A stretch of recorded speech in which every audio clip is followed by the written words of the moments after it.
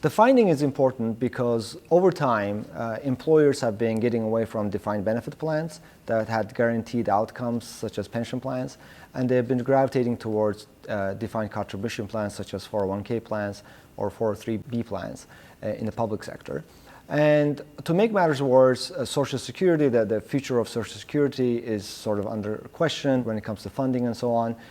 So there's a lot more burden on the shoulders of the investors to make best choices for themselves for retirement purposes. And defined contribution plans have made it more difficult for them because they are the ones actually making these choices, not an employer. For their retirement purposes.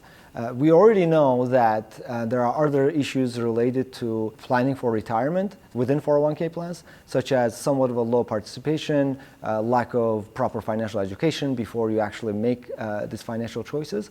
Now, our finding is sort of another layer that shows that even when an investor is trying to make the best decisions for themselves, sitting down and doing research, there is this investment bias, behavioral bias that works against them.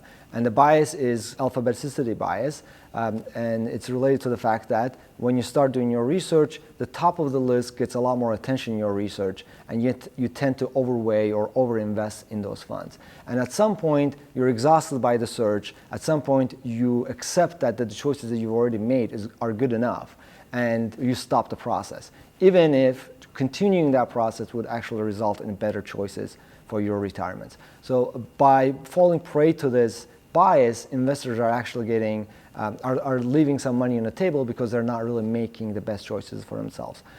So this is an important finding from our research that lets investors know about this bias, and hopefully they can tackle and not fall to prey to this bias in the future.